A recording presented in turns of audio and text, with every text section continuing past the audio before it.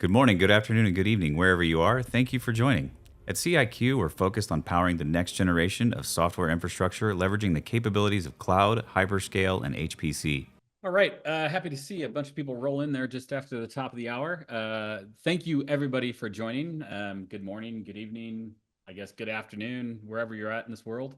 And thanks for joining us today. I'm really looking forward to this session, as I do every time I talk to my friend David about these topics. And today we're just going to cover Fuzzball and a particular kind of part of Fuzzball and how we integrate with some other platforms to do some cool things within the product itself, notably around speech to text. I got to be really careful because I think David's actually using it in the background to transcribe what I'm saying. But you'll see how we actually do that. So, but thank you all for joining.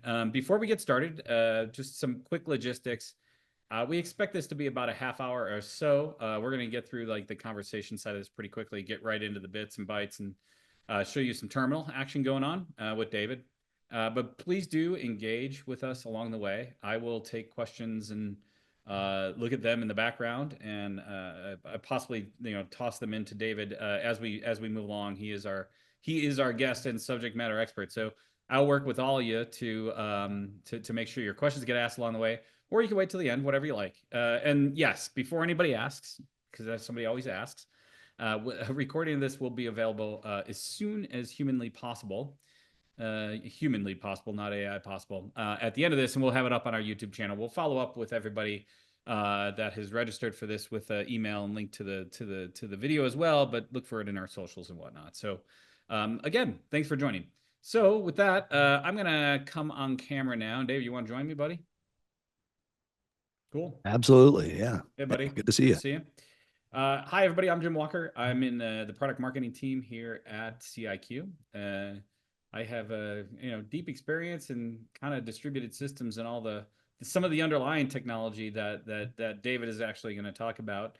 A lot less subject matter expertise in terms of David's level of involvement in these things, but I'll let David introduce himself in terms of his background and where he fits. Yeah, thanks, Jim. Yeah, my name's Dave Godlove, and I used to be a scientist, a neuroscientist working at the National Institutes of Health. And in that capacity, I became interested in high performance computing while I was there.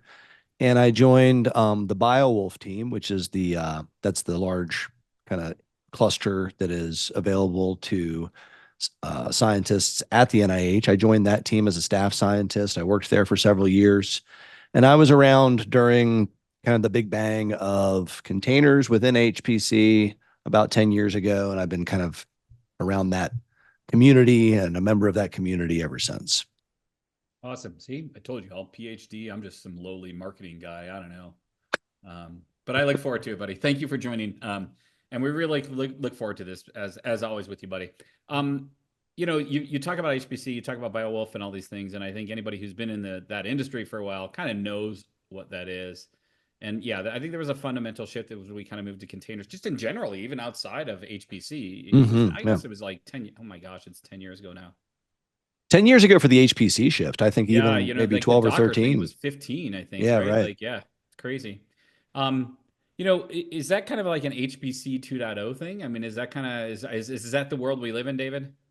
I mean, yeah, it totally changed the way that people think about applications in HPC and how users install them and run them and it's a normal tool now. It's like people talk about Singularity and Aptainer the way they talk about using Slurm or using the shell or SSH or something. It's just something you use in HPC.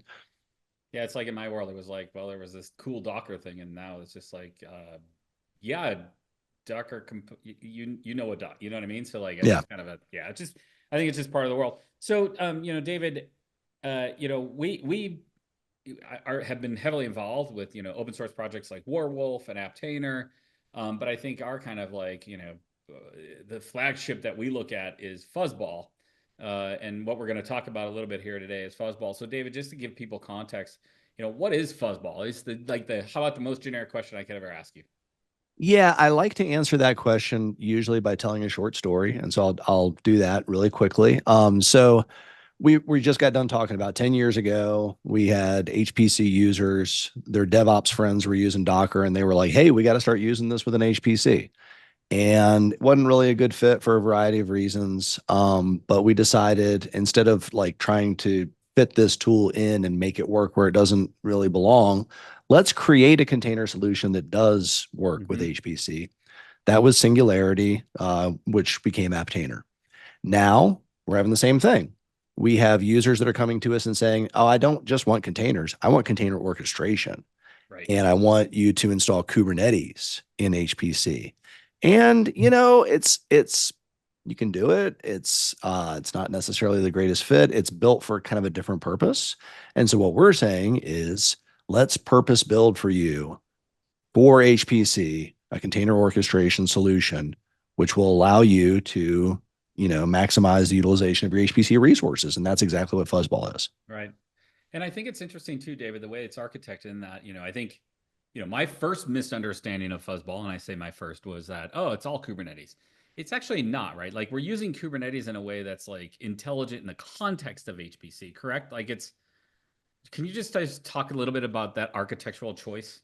Yeah. So in order to understand that, you have to understand that there's kind of two different ways to run compute. There's services and there's Yeah, jobs. that's right. And so essentially services are these things that are going to run in the background. They're going to run forever and they're going to interact with stuff. You're going to make requests of them and they're going to spit things back. Jobs are like they have a start and an end. They usually take some input and produce some output. They process files, they That's create right. graphics, they do stuff, and then they get the stuff done and they're done. So Kubernetes is really good for services. And it's also really good for what we call microservice architecture, where you take a bunch of services and you put them together like Legos to make an application. Um, and so lots of applications are built on top of Kubernetes as with this microservices architecture, including Fuzzball. So the Right. the Fuzzball orchestrate application itself is this big microservices architecture that takes a bunch of little microservices and glues them together like Legos and makes the application work. And that's a really great way to create an application these days. That's right. However, when Fuzzball reaches out and talks to a compute node and runs a user's job, that doesn't really have anything to do with Kubernetes. Now you're running underneath of the Fuzzball orchestration system itself, which is orchestrating your stuff for you and has not really got anything to do with Kubernetes. Yeah. So we're using services to orchestrate the jobs, Yeah. basically, right? And Yeah. the Yeah. compute and all the stuff that's going on, which I think is the exact right way to do this, because of the complexity of like the control. It's almost kind of like, well, we're using, there's a control plane in Kubernetes, but it's kind of like orchestrates this kind of larger control plane that's helping us kind of run things Sometimes very internally we efficiently. refer to it exactly as that. Yeah. Exactly. That's right. And I think I think it's a genius architecture. One that I had not seen, interesting enough, because I think once people get like really deep into Kubernetes, they're like, well, let's just use it for everything. Yeah. Let's use it for what it's good at. You know what I mean? And I think it's the right way to do it. But David, you talk about jobs. What are the jobs that people are running? I know we package a lot of these things and we talk about them. Like, what? Just give me an example. We're going to talk about one in particular today, but like, what are they? Yeah. So, I mean, you can think of anything that is HPC focused. So we're talking about things like, big fluid dynamics codes Yeah. that need MPI to run. So they got to run across multiple different nodes and utilize this big, massive cluster in order to, calculate a result. We're talking about weather modeling. We're talking about a lot of biomedical, like, doing sequencing, genomic sequencing, aligning, alignment, things like that. Yeah. Uh, you know, Earthquake modeling, right? That's yeah, the one I know. earthquake, Like, yeah. seismic stuff, climate Yeah. modeling, weather stuff, all sorts of things. Yeah. Basically, and so that's a lot of high performance computing. There's also sometimes it's called like in the HPC world, we call it like the long tail of high performance computing, or sometimes it's called high throughput computing. Yep. And what that is like I've got 10,000 files that I need to just analyze. I need to run this thing on them that takes 10 minutes per file. And it's going to take forever if I try to do it on my, laptop. And so instead, I'm just going to get 1,000 computers spun up, 1,000 nodes, and I'll do 10 on each one of those computers, and then I'll be done, really, Right. really quick. And so that's another thing that's, Yeah. So parallel what's going computing. to spin up all those computers, make sure it's all running, distribute the job, blah, blah, blah, fuzzball, right? Like, Exactly. and so that's kind of where it fits y'all. So if that's a really good example a really simple one, David, of kind of where Fuzzball fits. So let's talk a little bit about, the topic today and NIM. I guess first of all, like, we talked about jobs. Like, what is NIM? It's kind of a service. Like, how does that interact here? Yeah, so I think that we're kind of we're embarking on a little series of webinars where we're kind of highlighting different types of workflows that we can do with Fuzzball. Mhm. And NIM is a really interesting one because so a little while ago, Nvidia put out this thing. Oh yeah, go I ahead. was going to say, what does NIM stand for, David? Yeah, Because yeah, yeah. well, So we're Nvidia just be engineers and talking acronyms all day. so Nvidia put this thing out that they called the Nvidia Inference Services or Nvidia Inference Thing, Microservices. yeah. I talked a little bit about microservices before. It's a big buzzword, you know. And so essentially it's just a process. A service is just a process that's going to run in the background and take requests. And so what NVIDIA has done as a, kind of service to the AI community is they've prepackaged a lot of models in containers, like inference models that you can use through something like Kubernetes. And so when we say inference model, what we're talking about is like you can spin up a server and then you can generate, images based on text input, for instance, or you can have a chat bot that you interact with or something like that. These are all inference models. And NIM is NVIDIA prepackaging some of these and containerizing them for you and then giving them to you in a way that you can spin up easily and then interact with. Yeah. Well, yeah, I wonder why they did that, David. I mean, because it uses GPUs, perhaps. I don't Yeah, know. well, it's a, You know, I don't of know. course, You know, it's useful to them to do that. It's useful for them to have more people yeah, using GPUs. So yeah, but it's super valuable to a everybody. win-win. Yeah. Yeah. And Yeah. yeah, and so I've talked a lot about like how Fuzzball is great for jobs. So we're kind of starting off by flipping that script around a little bit and being like, but you can run, there's nothing saying that you can't run services in them too. And so even though NIM was created primarily for the idea was to use it with Kubernetes, we wanted to show you today that there's nothing keeping you from using it with Fuzzball either. And so that's kind of, what we wanted to demonstrate today. Well, let's do it, man. Let's stop looking at our faces and start looking at terminal, dude. What do you think? Absolutely. The less you look at my face, the better. I've got a Right? great, great Oh, face come on. for radio. All Same. right. So yeah, so I just kind of want to show you there might be folks on the webinar or who are watching this who have not seen Fuzzball. And so before we jump into the actual specific use case, I thought it might be good to just kind of give you a little bit of a tour just to give you an idea of what Fuzzball looks like, right? So here is the web interface for Fuzzball. There's also a command line interface that you can also program against. It's really super flexible. But we're looking here at a bunch of different workflows. This is kind of like the landing page when you first jump into Fuzzball. And because I've got a shared account, I can go through and I can see all the stuff that I've am running and stuff that I've run in the past and stuff that my colleagues um, are running or have run in the past. And this is pretty cool because it's really collaborative, right? So you can go in here right off the bat and I can say, okay, my colleague, Brian Fan, I'm going to shout him out. Hopefully he's not running anything he doesn't want people to see. So it looks like he's running something that has the XFCE desktop in it and it says ANSYS. So I think he's doing something with ANSYS. But yeah, you can go in and, I'll look at one of mine. I'll just look at my workflows. I ran this silly little thing called cow say moose the other day, and this could be somebody else's workflow too. And I can go in and not only look at it, but I can look at the actual file that was created to run it. And I could also open that up in the workflow editor. We've got this workflow editor that allows you to just drag and drop to create jobs and then just like link these jobs together to create dependencies and give these jobs commands and whatever. And when you do these things, what you're actually doing behind the scenes is you're creating this YAML file. And it just makes it super, super easy and super collaborative because I could start off with a YAML file that one of my colleagues has. I can just go in and look at it and I can start editing it myself and then I can run it based on that. So yeah, that's kind of like at a real high level, let me go ahead and delete this one. I don't want to run that one. But yeah, and now if I want to run this after I've created it, all I got to do is hit the little start workflow. Oh, it says there's an unsaved job. Let me go ahead and save that. Yeah. Yeah. Not sure what it's upset about there. Okay. Let me go ahead and run the workflow. I'll call this Say2. It's just upset that you're doing a live demo, David. Do you know that the machines know when it's a live demo and they know to like do things? And so everybody knows.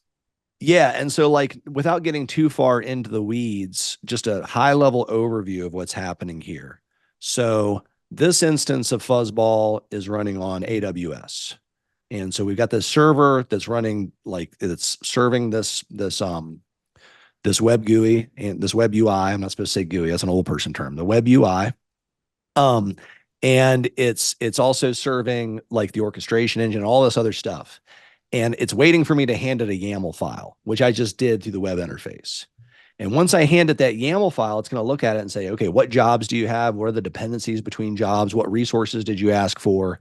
I'm going to go out to the cloud and spin up, in this case, the cloud. It could also be on a local cluster. But I'm going to go out and either spin up in the cloud or allocate in a cluster the compute resources that you need. I'm going to grab the containers for those jobs, land those on the resources. I'm going to start the commands inside them, and then I'm going to, get all the dependencies between them up and running.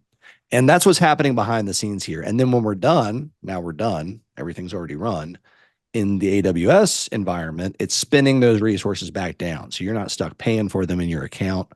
Of course, on-prem, it would just release those resources so that other users can use them for other jobs.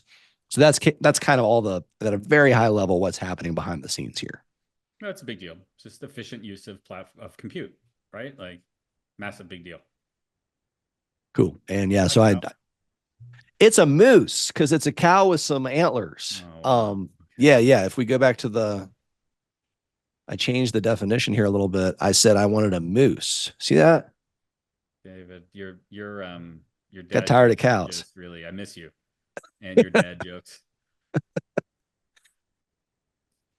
So that's at a really high level what Fuzzball is all about. It's very, and I was trying to highlight too that it's very collaborative.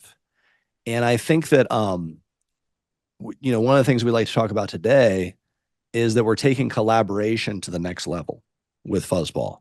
So, it used to be that you first log into Fuzzball, you see all these workflows. If one of your colleagues has created a workflow that's kind of generic and kind of fits your needs, you could look at that workflow and you could edit it to be more what you needed. Well, we started thinking about that and we started saying, what if CIQ built for you already a bunch of really generic workflows for a bunch of different popular applications? And what if those shipped with Fuzzball so that you could automatically have access to them already as soon as you install Fuzzball? And so we did that, and we're calling that, and we continue to do that, and we're calling that the workflow catalog.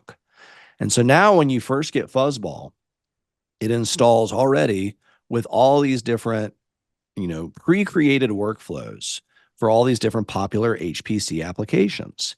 And we're creating these workflows in such a way that they should be push button. They should run just from the start. You shouldn't have to really change anything about them. You should just press the button and they go. And then, this is the pattern that most scientists like, so then you get something that works already and you just kind of tweak it and edit it. Maybe you change a path so it accesses your data instead of the sample data. Or, maybe you say, okay, well, I want to change the container so that it uses a little bit, more advanced software. And I want to up the CPUs from 4 to 16 or something. You just sort of tweak stuff until it, works for your particular workflow. So the thing I just showed you, just kind of highlight this. Of course, I work for CIQ, so we got to have a CIQ application say, right? Because I created LOL cow. So if we go in here and we have a look at this, this is the thing I just showed you essentially. Yep. So we've got this little, we have this little YAML file. It is a template. And then it has a couple of variables in it, one for text and one for the type of cow. And what this allows you to do is when you actually want to run the application, you end up with this really nice little pop-up that just says, well, here's the defaults. you could stick with the defaults, or if you want, you could change the defaults. And what I did before is I just changed it to moose because I've got all these different cows I can choose from. Let me change it to stegosaurus instead. And then once I do that, I validate it and I press continue and I press so basically I didn't have to do anything as a user, right? I just basically changed some text in a box and I click some buttons and now I've got a workflow running. And of course, this is a really simple kind of toy workflow, but in a minute, we're going to show you a much more advanced workflow using, once again, the NVIDIA's NIM. So that's great, David. Just to tie off on the workflow catalog. Like when you're working within a team, anybody can publish to the workflow catalog, right? It isn't just the stuff that we have. Like a team could say, here's the thing, and then like people could pick up and they could branch that thing. I mean, is there a concept of branching, or is it just like, well, there's a new one over there and this guy created it, and you know what I mean? And you know what I mean? Is that concept here yet?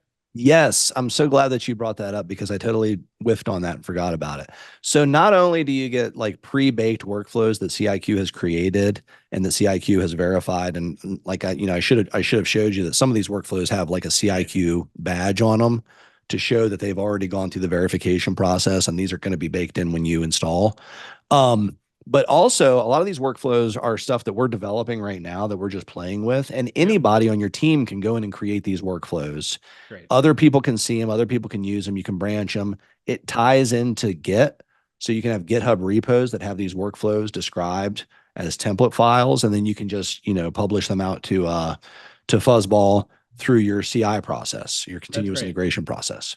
That's great. So it just works within the whole delivery supply chain you already have, which I think is a big deal. So cool. Yeah. All right, let's see that's what a stegosaurus looks like. All right. Look at you. With the top hat. Cool. All right. So enough silliness. Enough silliness, Jim. That's enough. Let's talk about let's talk about NIM. So using the workflow catalog, I'm going to call out Brian Fan again. He's the man of the hour today because he did a lot of work to create.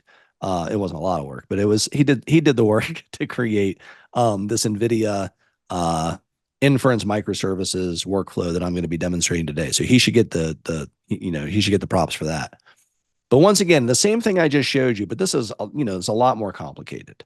There's a lot more richness as far as different things that the user can change.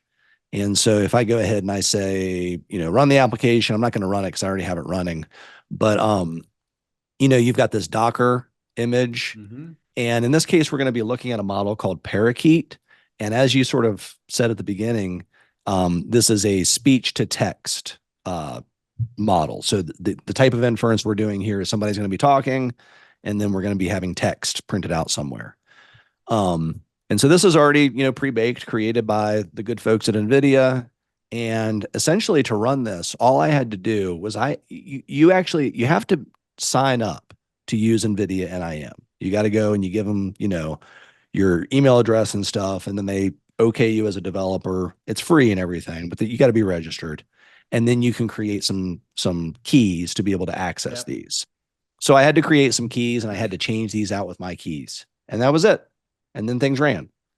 And so I'm not going to run it right now because, as you might have seen, if you were looking at the workflows, I actually have one down here that is running already.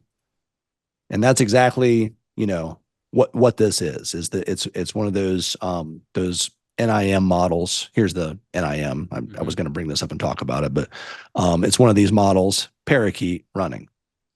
And so if we look and see what that is doing, it's running this inference microservice that I can connect to. And after I connect to it, I can take speech and translate it into text, which, if it's still working, of course it is what I'm doing right here. So basically everything that we're saying during this webinar is being transcribed not here at on my local computer, but my local computer is connected to this AWS instance that's running through Fuzzball. And every time I talk too much, it yells at me. There we go. So it's connecting to this instance that's running up on Fuzzball. and it's transcribing in real time as we talk, what we're saying in a terminal. It's awesome. I want to play. Look at it, it's catching what I'm saying as well. I want to be I want to play war games here. Shall we play a game? I'm aging myself. If you know it, you know it. Yeah, of If you course. know, you know. 1985 war games. I think Exactly. 85. I'm not sure if that's true or not, but in that general area. So yeah, so just to recap to make sure everybody understands what's going on here. So Nvidia created and containerized something called Parakeet, which is a trained model which will take your speech and transcribe it.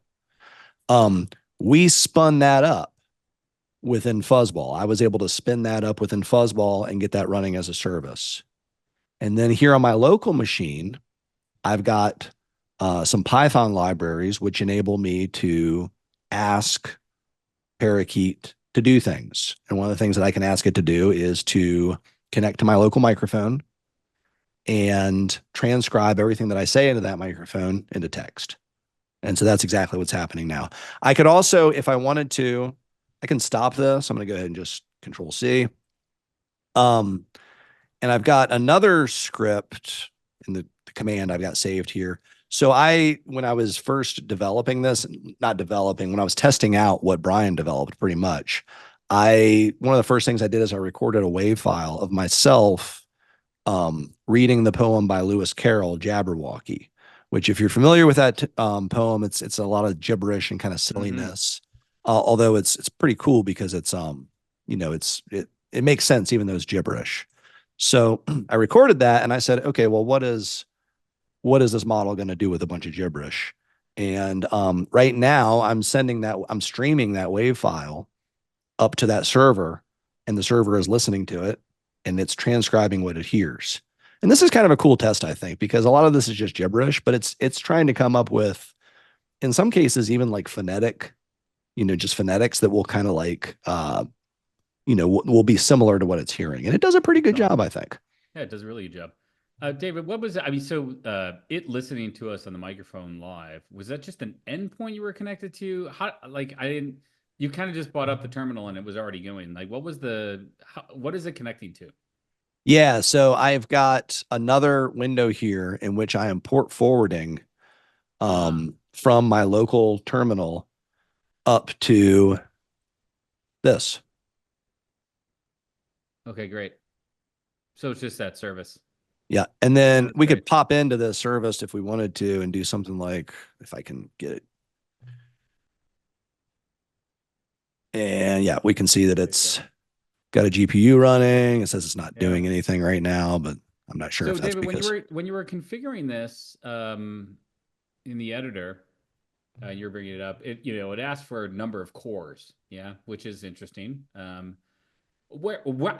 How does it know what that resource pool is, right? Do you have to register all those? Like, how did that work?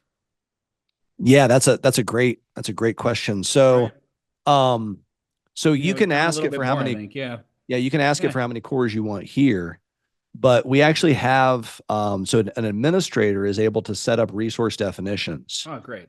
And within AWS, the way that looks is basically you pick which AMIs you want your users to be able to have access to. And then you set that list of AMIs, and then Fuzzball resolves that and says, either I can serve that request based on the fact that I've got access to this and that and the other AMIs that I can spin up for you, or actually, no, I can't do that. And it'll give you an error if it can't do that to, say that's, I can't fulfill that request for you because I don't have anything that's got 500 cores. Resources. Yeah. Yeah. Right.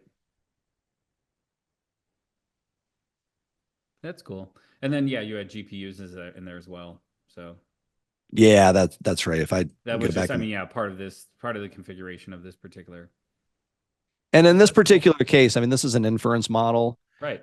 And inference, it tends to be, typically you don't need too much horsepower to do inference. But if we were training this model, for instance, we might need to allocate a ton of GPUs, right? Yeah. That's cool. That's awesome, David. So if anybody has any questions, please do ask. There were a couple that I threw into you along the way, David. But what's the future of this, David? Where does this go? You know what I mean? Like being able to, tie together things and jobs and services, that's interesting to me. I don't know, but like, where does this all go, do you think? Yeah, so it's really, really cool because the way that I described this to begin with is that essentially it's just container orchestration with jobs. Right. And that's like, okay, that's cool, whatever. But once you have that, once you actually start playing with that and messing around with that, you realize you can run a whole HPC cluster with that. That's really all you need to have Right. your users submit pretty much any workflow that they want to run is the And ability to fairly orchestrate. complex and diverse too. Yeah, Like, yeah. oh yeah. So it becomes, even though that's the basic idea is that it's container orchestration with jobs, it becomes like this entire way to run your entire cluster. And also not only to run your entire cluster, but to take your cloud resources and run them as if they were an HPC cluster as well. Yeah. So it's the future of it is to take, either you got some cloud accounts or you got, a big on-prem cluster sitting there. You stick Fuzzball on it, and suddenly, you're administering everything that you need to administer, and your users are running everything that they need to run through this one platform. Yeah. Yeah. Quite honestly, when I first saw it, I kind of was like, well, that's the coolest piece of tech that people should know about. Like, because I Right. think I think, we think about Fuzzball in a certain way, but, it's so funny you said it. It's just, it's just the orchestration of some jobs. Oh, whatever. You said that. I go, there's a whole group of engineers that said, wait a second, dude, that was a lot, Yeah. to build that, and I think it's the utility here is kind of tremendous, especially as we start to extend into, kind of other areas beyond HPC and how do you start to like treat it all together. I think it gets really, really interesting and kind of more like, not homogenous to a particular area, but more heterogeneous across different things. Yeah, that's the other thing too, is that if you make HPC more accessible and you kind of bring it out a little bit, Right. like it's working in both directions. Right now, there's a lot of people who are doing stuff that they're kind of starting to realize is HPC, right? And then also if you make HPC is this really useful tool. And if you make it more accessible, more people are gonna, just like if you make AI more accessible. How many people are using AI right now that you never would have thought? It's overhyped. Yeah, Totally overhyped, David. I don't know who's using it. right. Yeah, it's everywhere. It's almost like if you squint hard enough, it's all kind of collapsing into one big group of massive, huge compute. Like it's all pick kind of. It's like, I don't know. There was another word like, performance intense computing. Right. It's kind of all that a little bit too, right? Like it's Yep. kind of all one world a little bit. Right? I don't know. Yep. Yeah, Everybody needs to use some big chunk of computing resources. that's right. Yep. That's right. So, well, that's great, David. Anything else you wanted to show demo wise? I think we covered everything we thought we were gonna do, right? Showed you guys well, I didn't show you guys a cow. It was just a moose. Oh wow! I mean, it's the first time I saw a Stegosaurus, so I'm happy. Yeah, okay. All right. I guess we'll let it slide then this time. Yeah. Boy, there were a couple in that list though. I'm gonna start playing with it. So Yeah, uh, yeah, check it out. that's awesome. Well, David, thank you so much. Like that was a that was solid because it was just like I like I said, I feel like there's so much cool like yeah, fuzzball is just cool. Like it's just really It like is. it is really kind of a different approach, and I think the more I see it, the more kind of like interesting it gets. I think, and I think that's kind of one of those things with that we see people who adopt it. Yep. So if anybody here really wants to go out and try, or they're already using it, they want to talk to David, they want to talk to us about what they aspire to do using things, orchestration like this. It's really interesting. I think another area we didn't talk about, if you're going to orchestrate and move workloads and jobs around to be efficient, we can do this. There's a whole feature set within Fuzzball called Federate Y'all, which allows us to basically like, Mm, oh, this was all single cloud or single environment. We could go across multiple environments, start to do really interesting things. We'd be happy to talk to you about that as well, to actually really kind of start to drive multi-cloud, implementations of these sort of things underneath the covers. And you think about David's little flow. Imagine that going. I don't know. It does. I mean, you abstract out the underlying compute. It's amazing. So there's lots of places we go. We'd love to talk to you more about it. If you're looking for a demo or want to talk about your particular use case, please do reach out to us. There's a lot more information about Fuzzball, solution briefs, webinars, videos. Oh gosh, I don't know. You go check out the workflow catalog. We're happy to talk about that too if there's stuff in there that's interesting you. But we'd love to engage with you. So, David, thank you for doing this. I really, really appreciate it. Yeah, thank you very much. And I think another thing too that we want to make sure that the audience knows is that if there are particular workflows that you are curious about how they were going to run in Fuzzball, totally reach out to us and we'd be happy to do one of these webinars on that actually and kind of like show you how it works within Fuzzball. Yeah, for everybody. And Yeah, I'm sure David will sprinkle in a dad joke or two, but that's cool. few cows for sure. You guys. Awesome. All right, buddy. Thank you so much for doing this. Always fun talking to you, Always Jim. love doing these with you. And then everybody, thank you for joining. We hope it was valuable to you. Like I said, if you joined, we'll definitely send a video and a bunch of other stuff to you. But thanks to everybody and have a great day. Bye.